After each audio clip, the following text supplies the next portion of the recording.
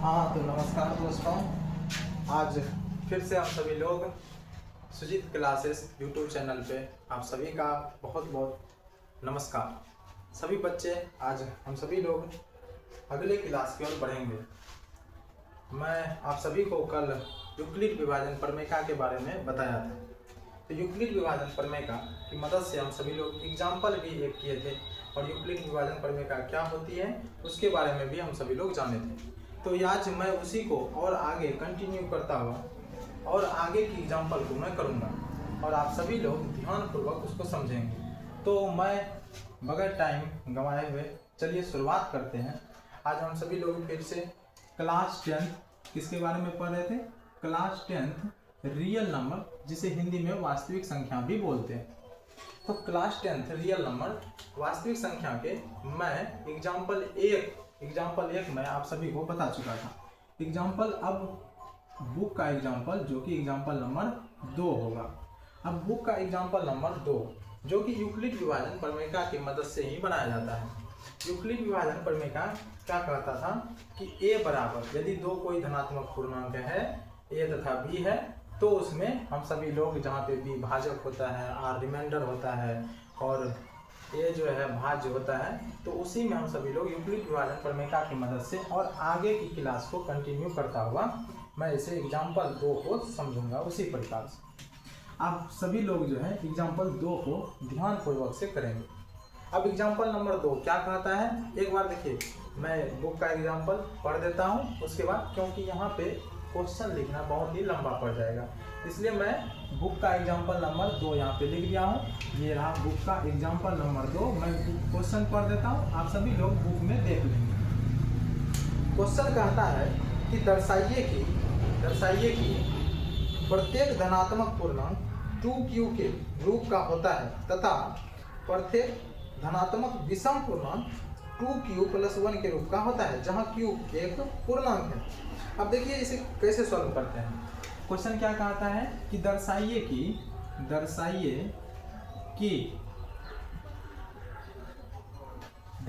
कि धनात्मक समपूर्णांक देखिए समपूर्णांक 2q के रूप का होता है, समपूर्णांक 2q और विषम पूर्णांक, शॉर्टकट में मैं इसे लिख देता हूँ विषम धनात्मक पूर्णांक 2q + 1 के रूप का होता है। अब सभी लोग क्वेश्चन को समझ जाएंगे। मैंने क्वेश्चन को पढ़ दिया, आप सभी लोग देख लेंगे क्वेश्चन क्या है। मैं उसे सॉल्व करता हूँ और किस तरीका से इसे सॉल्व करना है और कैसे सॉल्व करना है, एग्जाम में भी आप इसे ऐसे ही सॉल्व करेंगे तो आपको आराम से नंबर मिल जाएगा। ये बहुत ही इम्पोर्टेंट क्वेश्चन है। अब देखिए इसको कैसे बनाएंगे। अब हम सभी लोग कल जो है यूक्लिड विभाजन प्रमेयिका पढ़े थे। अब यूक्लिड विभाजन प्रमेयिका क्या होती है एक बार लिख देंगे। इसका देखिए अकॉर्डिंग टू क्वेश्चन जो भी है ये भी हम सॉल्यूशन कैसे करेंगे। सॉल्यूशन में देखिए कि अकॉर्डिंग टू क्वेश्चन के हिसाब से कि सबसे पहले लिखेंगे कि यूक्लिड विभाजन प्रमेयिका से अब यूक्लिड विभाजन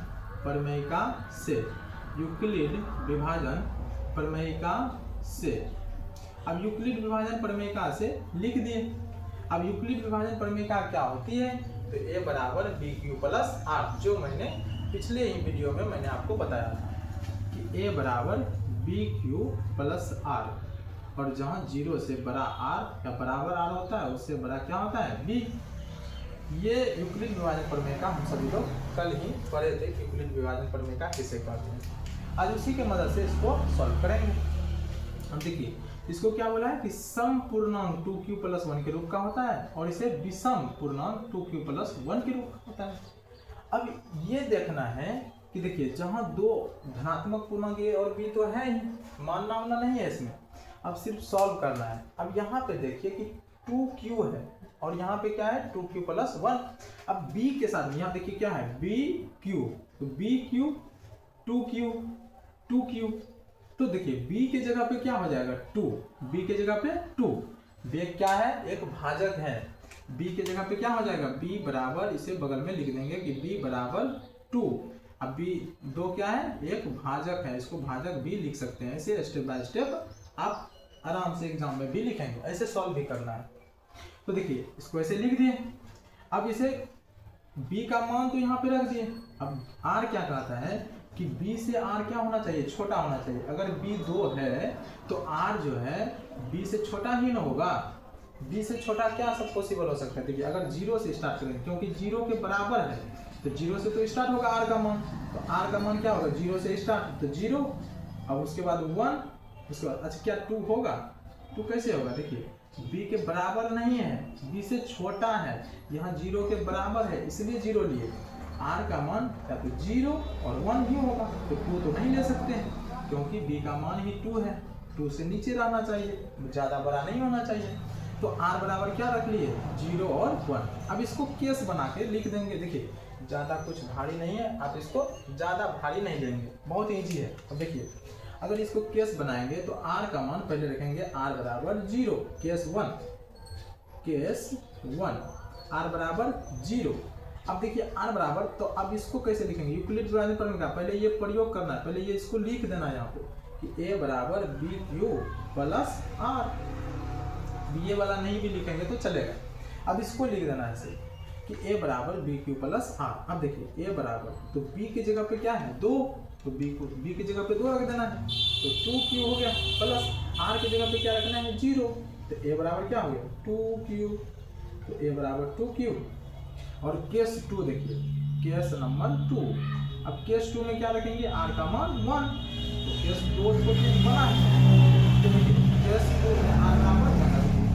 अब इसमें भी देखिए पहले लिख देना है, क्या लिख देना है कि a बराबर B Q plus R, a बराबर B Q plus R, a बराबर बी क्यू प्लस आर। आप सभी लोग भी ऐसे ही लिखेंगे। अब देखिए a बराबर क्या लिखेंगे, a बराबर b का मान, देखिए b का मान कितना है 2, b का मान 2, अब q तो q सिर्फ q, r का मान कितना है 1, तो हो गया यहाँ पे देखिए a बराबर 2q प्लस 1। तो क्या ये सॉल्व हो गया, नहीं, ये तो दर्शाना ही है, ये तो हम सभी लोग वही निकाले हैं। अब इसको ये बताना है कि ये सम पूर्णांक कैसे है, ये विषम पूर्णांक कैसे है, ठीक है ना। तो देखिए अब इसको सम पूर्णांक और इसको विषम पूर्णांक, आप सभी लोग जानते हैं कि सम पूर्णांक या सम संख्या किसे कहते हैं, विषम संख्या किसे कहते हैं। तो हम सभी लोग जानते हैं कि ऐसी संख्या जिसमें 2 से पूरा भाग लग जाए, और उसे सम संख्या कहते हैं। जिसमें 2 से पूरा भाग नहीं लगे उसे विषम संख्या कहते हैं। अब इसे देखिए थोड़ा सा रफ में देखिए, रफ, अब इधर देखिए रफ में देखिए थोड़ा सा क्या होता है। रफ में देखिए अगर यहाँ पे a बराबर 2q है, तो a बराबर अगर 2q है तो 2q एक सम धनात्मक पूर्णांक है, यही बोला है। अब देखिए अगर यहाँ 2 की जगह, मतलब यहाँ पे q की जगह पे कुछ भी रख देना है, कुछ भी पूर्णांक, मतलब अगर कोई भी संख्या रख देंगे तो 1 2 3 4 हम रख दिए, 1 रख दिए तो क्या हो जाएगा 2 1 2, तो 2 बन गया। अब इसको अगर 2 से अगर भाग देना है तो 2 से कटा के नहीं कटा। अब इसके जगह पे मान के चलिए 2 रख देना है, 2 गुना 2, 2 गुना कितना हो गया 4, फिर नीचे 2 रख देंगे तो 2 से 2 कट जाएगा, फिर वही, तो फिर आएगा 2। इसका मतलब 2 से पूरा भाग जा रहा है, यही ना। अब इसमें देखिए एक बार इसमें चेक करना है कि देखिए a बराबर 2q प्लस 1, ये रफ में कर रहे हैं, ये आपको नहीं लिखना है, ठीक है ना। इसको हम मिटा देंगे। अब देखिए कैसे करेंगे कि a बराबर 2q प्लस 1, तो 2 देखिए, तो 2, अब q के जगह पे कुछ भी मान रख सकते हैं, 1 मान रखिए, अपने मन से रख लिए कि 1। अब देखिए 2 एकम 2 हुआ कि नहीं, अब फिर 1 कितना हो 3। अब देखिए इसमें 2 से भाग लगता है, नहीं लगता है, शेष बच जाएगा। अब दूसरा मान रख के देख लीजिए, दूसरा मान जैसे 2 गुना 2 जो 1, देखिए 2, फिर 2 से भाग लगाएंगे क्या 2 गुना 4 1 5, 5 गुटे 2 हो गया। इसमें भाग लग रहा है, नहीं लग रहा है, इसका मतलब ये एक विषम धनात्मक पूर्णांक है। अब इसी तरीका से इसको सिर्फ लिखना है, कैसे सॉल्व करना है इसका आप काम नहीं है, इसको रफ में किए थे बस आपको समझाने के लिए। अब इसको मिटा देते हैं। तो अब देखिए यहाँ स्टेप बाय स्टेप फॉलो करके देखिए। अब यहाँ पे देखिए इसको कैसे लिखेंगे कि चूंकि ऐसे एग्जाम में लिखना है, जरूरी है ये, क्योंकि इसको दर्शाना है। तो शॉर्टकट में लिखेंगे चूंकि 2q में 2 से पूर्णतः भाग लग जाता है, 2 से पूर्णतः भाग लग जाता है, इसलिए 2q एक सम धनात्मक पूर्णांक है, अब इसी तरीका से इसको भी लिख देंगे, सम धनात्मक पूर्णांक है। अब देखिए दूसरा, इसको भी सेम उसी तरीका से लिख देंगे कि चूंकि, यहाँ पे लिख देते हैं कि चूंकि 2q+1 में 2 से पूर्णतः भाग नहीं लगता, 2 से पूर्णतः भाग नहीं लगता है, पूर्णतः भाग नहीं लगता है।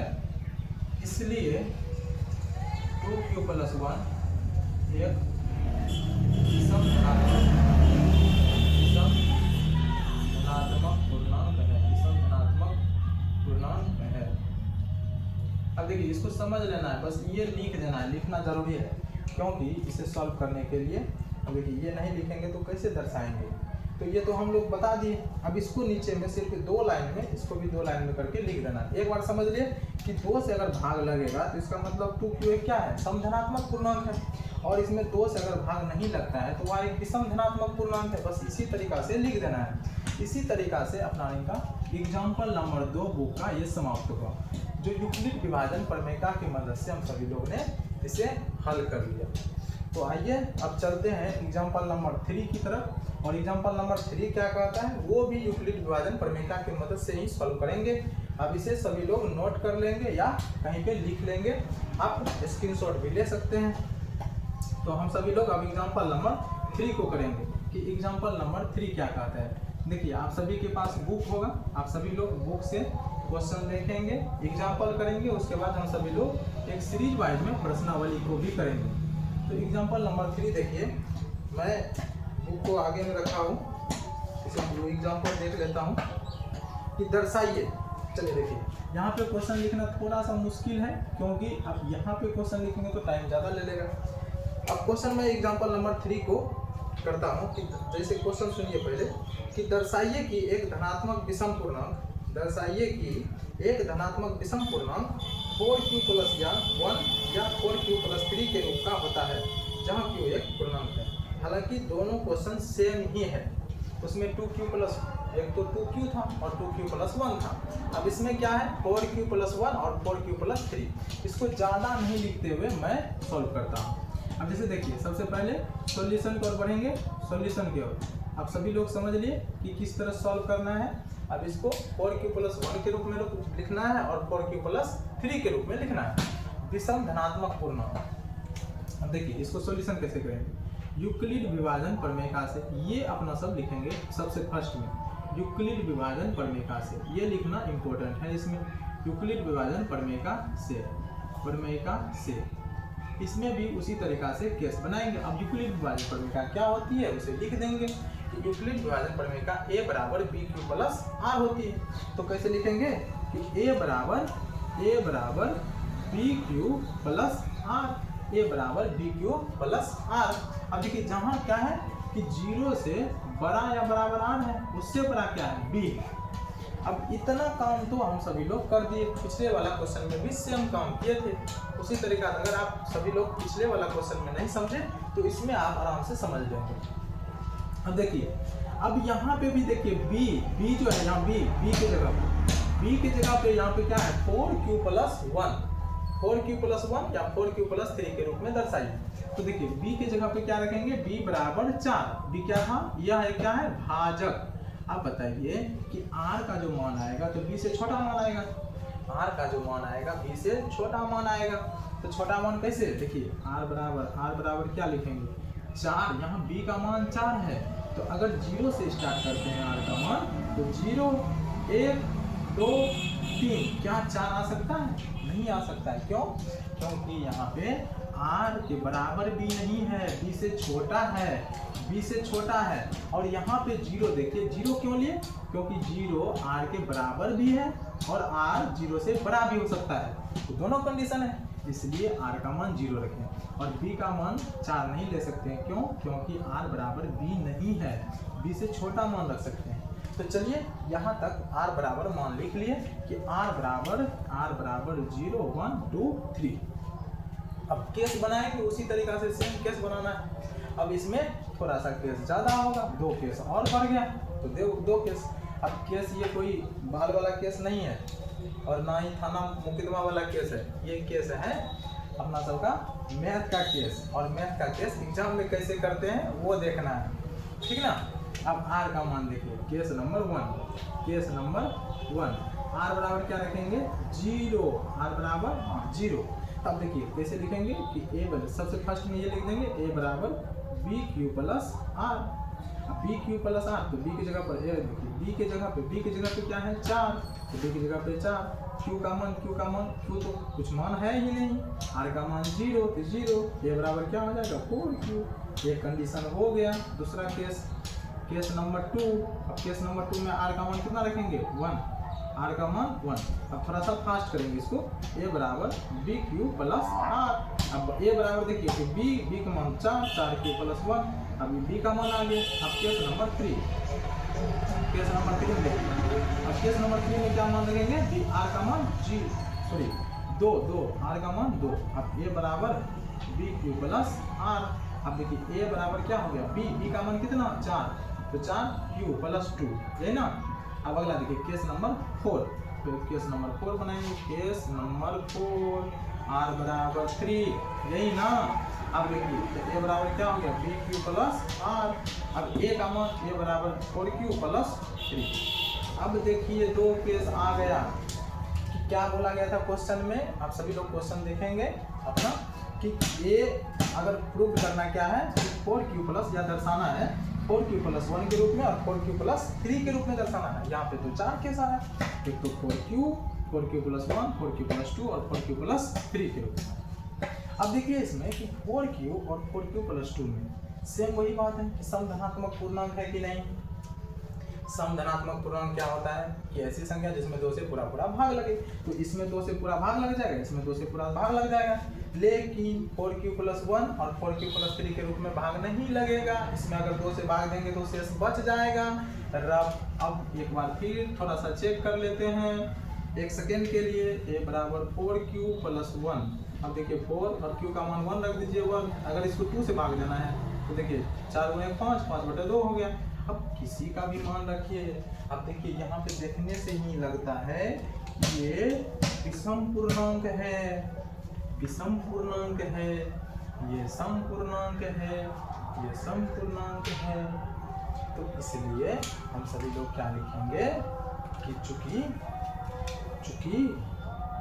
4Q प्लस 1 और 4Q प्लस 3 में 2 से पूर्णतः भाग नहीं लगता है, पूर्णतः भाग नहीं लगता है। इसलिए 4Q प्लस 1 और 4Q प्लस 3 एक विषम धनात्मक पूर्णांक है, एक विषम धनात्मक पूर्णांक है। और ये अपना सबका क्वेश्चन सॉल्व हो गया। ये देखिए अपना सबका क्वेश्चन कंप्लीट हो गया। एग्जाम्पल नंबर 3 बुक का। अब इसको आप पढ़ लीजिएगा। बुक में क्वेश्चन क्या है कि एब्सोल्यूट यूक्लिड विभाजन प्रमेय का से बराबर बी क्यू प्लस आर, 0 से बड़ा या बराबर आर है, उससे बड़ा बी है, बी का मान भाजक है 4, आर का मान 0, 1, 2, 3 रख दिए। अब केस बनाए 1, 2, 3, 4। अब उसके बाद केस में लिखे 4Q plus 1, 4Q plus 2, 4Q plus 3। वो रफ में करना है। इसको साइड से हटा देते हैं, इसको साइड से हटा देते हैं, ये काम का नहीं है। अब ये सब अपना सब का काम का है। तो यहाँ से अपना सब का एग्जाम्पल नंबर 3 बुक का सब कंप्लीट हो गया। अब ये अपना सब इसी स्टेप को फॉलो करते हुए आप एग्जाम में भी बनाएंगे और आप अपने से भी प्रैक्टिस करेंगे। इस तरीक़ा से आप दूसरे क्वेश्चन का भी प्रैक्टिस कर सकते हैं। तो चलिए मैं क्लास 10 रियल नंबर का अब एग्जाम्पल नंबर 4 लेता हूँ, प्रश्नावली 1.1 का। अब एग्जाम्पल नंबर 4 को देखते हैं क्या होता है। अब एग्जाम्पल नंबर 4 को सॉल्व करेंगे। अब एग्जाम्पल नंबर देखिए 4 क्या करता है। क्वेश्चन थोड़ा लंबा है इसलिए बोर्ड पे लिखना संभव नहीं है। आप सभी लोग समझदार हैं, समझते हैं सभी बातों को, तो इसलिए क्वेश्चन मैं पढ़ देता हूँ, आप सभी लोग बुक को देख लेंगे। देखिए अब बुक एग्जाम्पल नंबर 4, अब एग्जाम्पल नंबर देखिए 4 क्या कहता है। एग्जाम्पल नंबर 4 बुक का मैं क्वेश्चन एक बार पढ़ देता हूँ आप सभी के लिए। अब बहुत जल्दी ही सॉल्व हो जाएगा, इसलिए मैं वीडियो को ज़्यादा लंबा नहीं करूँगा, फिर मैं समाप्त करूँगा। एक मिठाई विक्रेता के पास 420 काजू की बर्फियाँ और 130 बादाम की बर्फियाँ हैं। वह इनकी ऐसी ढेरियां बनाना चाहती है कि प्रत्येक ढेरी में बर्फियों की संख्या समान है तथा ये ढेरियां बर्फी की परात में न्यूनतम स्थान घेरे। इस काम के लिए प्रत्येक ढेरी में कितनी बर्फियां रखी जा सकती है? अब सभी लोग समझने का प्रयास करेंगे।